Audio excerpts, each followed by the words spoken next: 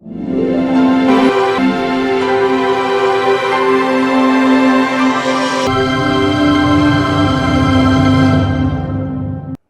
Good morning, good evening. इस video का मकसद है कि बिजनेस एनालिस्ट की रोल और रिस्पॉन्सिबिलिटीज़ को हम डिटेल्स में समझें। पिछले वीडियो में मैंने ये बताया था कि बिजनेस एनालिस्ट क्या करता है at a very high level. Now it's time to discuss the business analyst role in details. इसमें हम सबसे पहले बिजनेस एनालिस्ट का रोल समझने के लिए सॉफ्टवेयर डेवलपमेंट लाइफ साइकिल को समझेंगे। एक सॉफ्टवेयर कैसे डेवलप होता है, उसके क्या क्या स्टेजेस होते हैं, उसके हिसाब से बिजनेस एनालिस्ट का रोल उन सारे फेजेस में क्या क्या होता है। सॉफ्टवेयर डेवलपमेंट की जो लाइफ साइकिल होती है वो एक प्रोसेस है। अब आप एक घर बनाते हैं, उसके लिए एक प्रोसेस फॉलो करते हैं। अगर एक ब्रिज बनता है, उसके लिए एक प्रोसेस फॉलो होता है। अगर एक कार बनती है, उसके लिए भी एक प्रोसेस फॉलो होता है। उसके जैसा ही अगर हम एक सॉफ्टवेयर डेवलप करेंगे तो एक प्रोसेस होना चाहिए। वो प्रोसेस क्या होता है? Let's understand that. Software development life cycle समझने से पहले सबसे पहले ये समझने की ज़रूरत है कि एक कस्टमर कंपनी, एक बिजनेस ऑर्गेनाइजेशन ने एक सॉफ्टवेयर डेवलप करने का डिसीजन लिया। उसके लिए उन्होंने एक आईटी कंपनी को हायर किया। आईटी कंपनी के साथ उन्होंने एक कॉन्ट्रैक्ट साइन किया। अब कॉन्ट्रैक्ट साइन करने के बाद जो आईटी कंपनी है उसमें एक टीम का फॉर्मेशन होता है। पिछले वीडियो में हमने देखा था वो टीम क्या होती है। वो टीम जो होती है उसमें एक प्रोजेक्ट मैनेजर होता है, उसमें एक बिजनेस एनालिस्ट होता है, टेस्टिंग मैनेजर होता है, टेक्निकल आर्किटेक्ट होता है और टेक्नोलॉजी टीम होती है जो कि टेक्निकल लीड हैंडल करता है। अब ये जो टीम है ये फॉर्म की जाती है आईटी कंपनी में। अब इस टीम में जैसा मैंने बताया प्रोजेक्ट मैनेजर भी होता है। तो जो सबसे पहला स्टेप होता है सॉफ्टवेयर डेवलपमेंट में वो होता है प्लानिंग।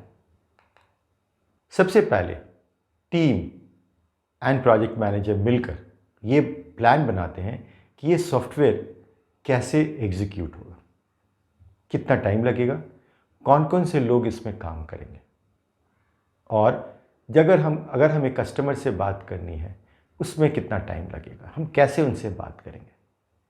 इस प्रोजेक्ट में कुछ रिस्क भी हो सकते हैं, किसी ने कंपनी छोड़ दी तो उसके लिए क्या करेंगे। ये सारी चीज़ें प्लानिंग स्टेज में होती है। अब प्लानिंग के बाद सबसे पहला क्या होना चाहिए?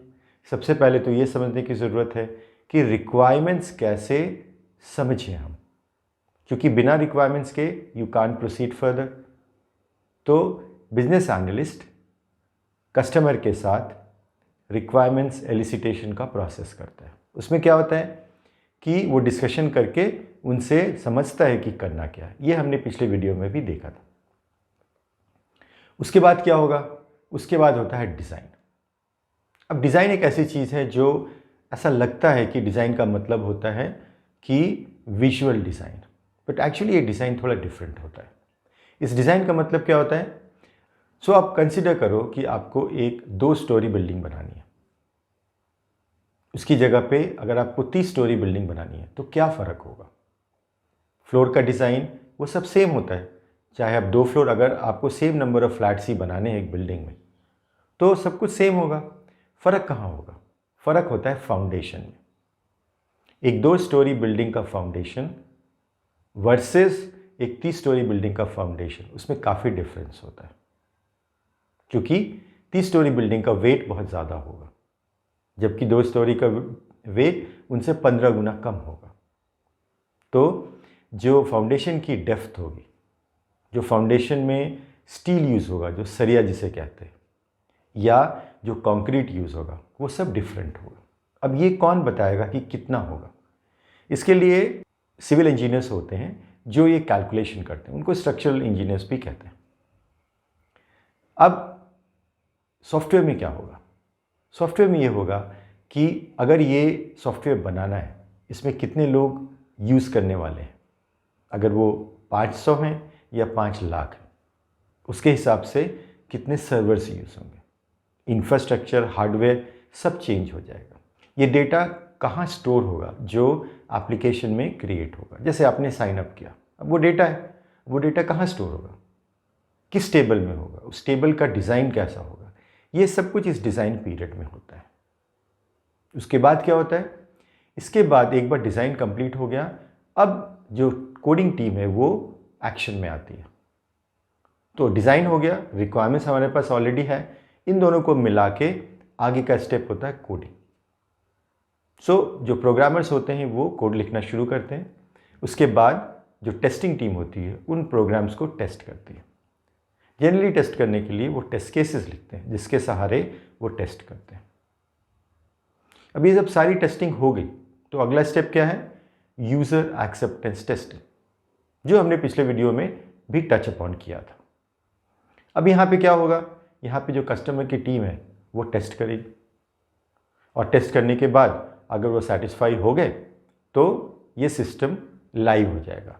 अब आईटी इंडस्ट्री में एक टर्म यूज़ करते हैं, गो लाइव। इसका मतलब क्या होता है कि अब ये रेडी है एंड सर्वर्स पे इम्प्लीमेंट कर दिया गया है जहाँ से एक्चुअल यूज़र्स यूज़ करना शुरू करें। सिंपल शब्दों में समझें तो जैसे ये यूआरएल एक्सेसिबल हो जाता है, जैसे आपने ब्राउज़र में गए और आपने टाइप किया www.yahoo.com, अगर वो एक्सेसिबल है मतलब वो लाइव हो गया। जब तक वो लाइव नहीं होगा तब तक वो एक्सेसिबल नहीं होगा। तो ये तो हो गई 5 स्टेप्स के बारे में, planning, requirements elicitation, design, coding and UAT. But इसके अलावा आप देख सकते हो स्क्रीन पे कि 2 और चीज़ें हैं, एक वेरिफिकेशन वैलिडेशन है, एक मॉनिटरिंग एंड कंट्रोल है। सबसे पहले हम समझते हैं वेरिफिकेशन एंड वैलिडेशन। आप देख सकते हो ये स्टार्टिंग से लेके एंड तक है। इसका क्या मतलब होता है कि हर स्टेज पे हम जो भी काम कर रहे हैं वो किसी ना किसी को तो चेक करना पड़ता है कि वो सही है या गलत है। अब अगर सही नहीं है तो उसमें क्या करेक्शंस की ज़रूरत है। अब प्लान ही बनाया जैसे प्रोजेक्ट मैनेजर ने, अब इसकी क्या गारंटी है कि उसने सही एस्टिमेट किया। अगर किसी टास्क में 5 दिन एस्टिमेटेड है, 5 ही दिन लगने वाले हैं या 3 दिन लगने वाले हैं या 7 दिन लगने वाले हैं, दोनों ही चीज़ें ठीक नहीं होंगी, तो कोई एक्सपीरियंस प्रोजेक्ट मैनेजर उसको रिव्यू कर सकता है। तो ये होती है वेरिफिकेशन वैलिडेशन। इसके अलावा और क्या है, मॉनिटरिंग एंड कंट्रोल। अब मॉनिटरिंग कैसे होती है, अभी सपोज हमने कहा कि ये जो टास्क है ये 1 की तारीख को स्टार्ट होगा और 5 को ख़त्म होगा। अब अगर हम 5 को चेक करेंगे कि ये ख़त्म हुआ कि नहीं और पता चला ख़त्म ही नहीं हुआ है तो क्या होगा, तो ये होगा कि वो डिले हो जाएगा। तो चेक कभी करेंगे, 3 तारीख को करेंगे। 1 और 5 के बीच में 3rd आएगा या 2nd आएगा। हम टाइमली चेक करेंगे सो दैट अगर डिले होने वाला है तो कुछ एक्शन लेके उसको टाइम पे ख़त्म कराने की कोशिश तो हो सकती है। अगर 5 को चेक करेंगे तो कोई उपाय नहीं है, लेट हो गया तो मतलब लेट हो गया। अब अगर एक टास्क लेट होगा उसके ऊपर बाकी भी चीज़ें डिपेंडेंट है, वो सब लेट हो जाएंगी। तो ये प्रोजेक्ट मैनेजमेंट और प्रोजेक्ट मैनेजर का टास्क होता है और ये बहुत ही इंपॉर्टेंट है। तो ये हुआ हमारा software development life cycle process. अब हम आते हैं कि इसमें बिजनेस एनालिस्ट क्या रोल प्ले करता है इन सारे स्टेजेस में। स्टार्ट करते हैं प्लानिंग से। अब जैसा मैंने पहले बताया कि प्रोजेक्ट मैनेजर के अंदर ये जो भी लोग हैं ये सब अपना अपना एरिया देखते हैं। बिजनेस एनालिस्ट क्या करता है, बिजनेस एनालिस्ट ये देखेगा कि मैं जो एक्टिविटी करने वाला हूँ उसमें कितना टाइम लगेगा, क्या क्या टास्क होने वाले हैं, किन कस्टमर स्टेक होल्डर्स में बात करने वाला हूँ, इन सब की प्लानिंग वो करेगा और प्रोजेक्ट मैनेजर को दे देगा। अब प्रोजेक्ट मैनेजर उसको अपने प्लान में इंक्लूड करेगा। प्रोजेक्ट मैनेजर तो पूरे प्रोजेक्ट का प्लान बना रहा है, उसमें एक प्लान बिजनेस एनालिसिस एक्टिविटीज़ का होगा, राइट। अब इसके बाद आते हैं रिक्वायरमेंट्स एलिसिटेशन और डेवलपमेंट। अब ये जो फेज़ है ये पूरा बिजनेस एनालिस्ट के ऊपर डिपेंड करता है। हम कह सकते हैं इससे you earn your bread and butter, ये आपके लिए सैलरी का इंतज़ाम करता है। ये हमने पहले भी डिस्कस किया पिछले वीडियो में। यहाँ पे आप as a business analyst customer के साथ बात करके रिक्वायरमेंट्स समझते हैं और उनको इलाबोरेट करते हैं और एक स्पेसिफिकेशन डॉक्यूमेंट प्रिपेयर करते हैं। तो ये आपका प्राइमरी रोल है। इसके बाद डिज़ाइन आती है और कोडिंग आती है। अब दोनों डिज़ाइन और कोडिंग के पीरियड में बिजनेस एनालिस्ट का रोल जो होता है वो कंसल्टेंट का होता है। अब कंसल्टेंट क्या करता है? सपोज़ मैं डिज़ाइन कर रहा हूँ, मुझे अब ये समझना है कि इसमें कौन सा सर्वर यूज़ होगा, कितने सर्वर्स यूज़ होंगे। तो मुझे तो पहले ये समझना पड़ेगा कि रिक्वायरमेंट क्या है, ये कितने लोग यूज़ करने वाले हैं, 500 लोग या 5000 लोग या 5 लाख लोग। ये किससे पूछेंगे? ये पूछा जाएगा बिजनेस एनालिस्ट से। सो अब आप क्या हो गए? कंसल्टेंट। आप लोगों के क्वेश्चंस के आंसर दे रहे हैं। ऐसा पॉसिबल है कि आपको नहीं पता है, तो आप क्या करेंगे? आप जाएंगे कस्टमर से, दोबारा डिस्कस करेंगे और आके अपने आंसर देना है। तो ये हो गई बात हमारी डिज़ाइन एंड कोडिंग फेज़ की। अब नेक्स्ट है यूएटी। हमने यूएटी के बारे में पहले डिस्कस किया है कि यूएटी के फेज़ में क्या होता है, आप एक कोऑर्डिनेटर बन जाते हैं। आप कस्टमर के यूएटी के पीरियड में उनको हेल्प करते हैं ताकि वो टेस्टिंग कर सकें। तो यहाँ पे भी आपका रोल काफ़ी इम्पॉर्टेंट होता है। ये एक फैसिलिटेशन का काम है, जहाँ पे आप कुछ नहीं कर रहे हैं, आप खुद से कोई एग्जीक्यूशन नहीं कर रहे हैं, बट आप लोगों को हेल्प कर रहे हैं एंड लोगों से काम करवा के कस्टमर को हेल्प कर रहे हैं जल्दी से जल्दी टेस्टिंग कंप्लीट करें। अब वेरिफिकेशन वैलिडेशन के पीरियड की बात आती है। यहाँ पे आपने स्पेसिफिकेशन डॉक्यूमेंट लिखा, किसी और बिजनेस एनालिस्ट ने उसको रिव्यू करना होगा कि आपने सही लिखा है नहीं लिखा। तो अगर आप एक सीनियर बिजनेस एनालिस्ट हैं तो आपका काम होगा दूसरों के डॉक्यूमेंट्स को रिव्यू करना। Finally monitoring and control. वैसे तो ये प्रोजेक्ट मैनेजमेंट फंक्शन है, बट आपका रोल भी क्रिटिकल है। अब सपोज़ आप कस्टमर के लोकेशन पे गए और वहाँ पे रिक्वायरमेंट्स डिस्कशन कर रहे हैं।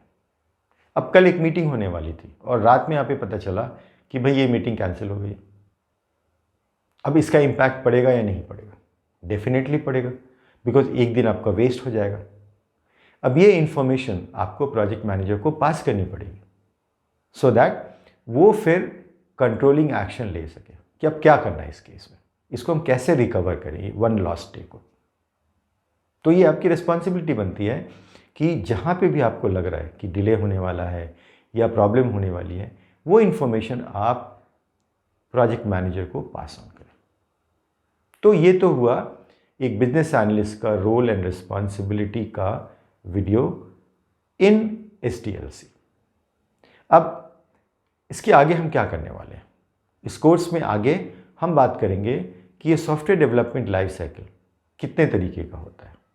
आज की दुनिया में IT इंडस्ट्री में दो चीज़ें बहुत पॉपुलर है, वाटरफॉल एंड एजाइल। तो हम समझेंगे कि वाटरफॉल क्या होता है एंड एजाइल क्या होता है। So see you in the next video. अगर आपको वीडियो पसंद आ रहा है, please like, subscribe and click on the bell icon. Thank you so much.